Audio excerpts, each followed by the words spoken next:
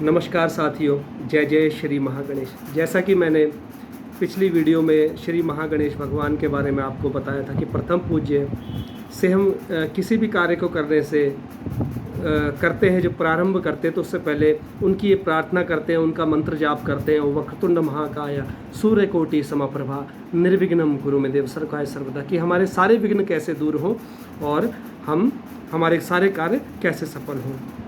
आज उसी राह पर चलते हुए हम श्री महागणेश भगवान जी का ध्यान सर्वप्रथम करते हुए जय जय श्री महागणेश भगवान का आह्वान करते हुए आज ये नई वीडियो आपके लिए लेकर आए हैं।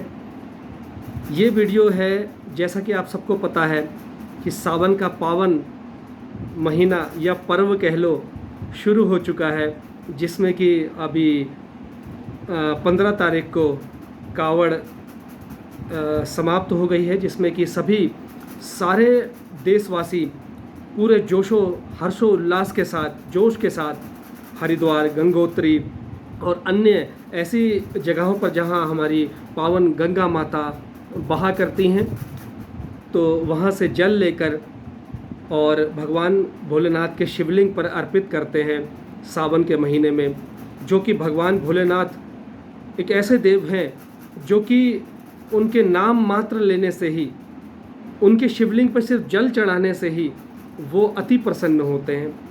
और इसीलिए ये महत्व भी है। ये कहा गया है कि सावन जो कि भगवान भोलेनाथ को सर्वप्रिय है, उस माह में जो भी हरिद्वार या कोई पावन स्थल से गंगा जल भरकर भगवान भोलेनाथ की शिवलिंग पर अर्पित करेगा, भगवान भोलेनाथ के सारे वरदान उसे प्राप्त होंगे।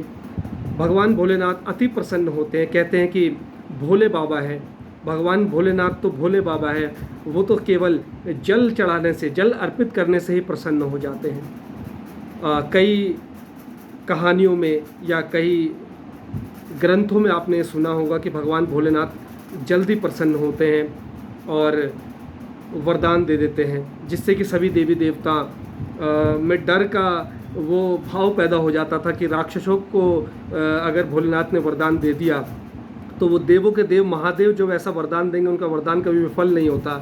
तो उस वरदान के पाने से राक्षस जाति एक ताकतवर हो जाएगी और देवताओं पे संकट के बादल छा जाएंगे।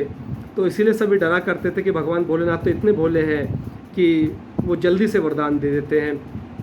तो मैं आपको आज यही कहना चाहूँगा कि सिर्फ सावन के महीने में नहीं, प्रतिदिन भगवान भोलेनाथ पर जल अर्पित करना चाहिए।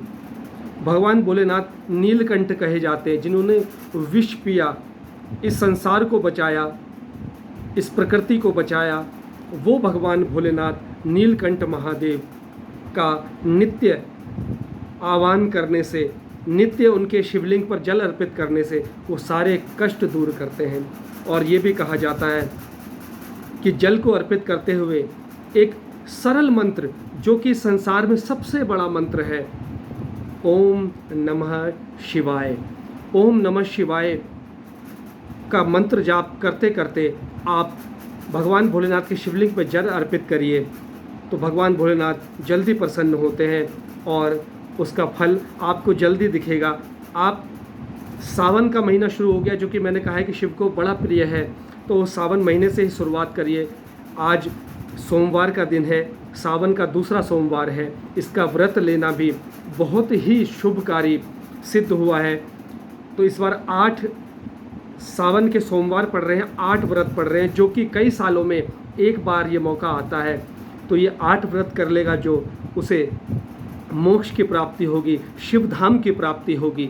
क्योंकि ब्रह्मा विष्णु महेश ये त्रिगुण स्वामी एक ही हैं और इनमें से किसी का भी ध्यान करने से वो फल की प्राप्ति होती है जो कि किसी देवी देवता की पूजा करने से प्राप्त नहीं हो सकता। वैसे तो भगवान एक ही हैं, रूप अनेक हैं।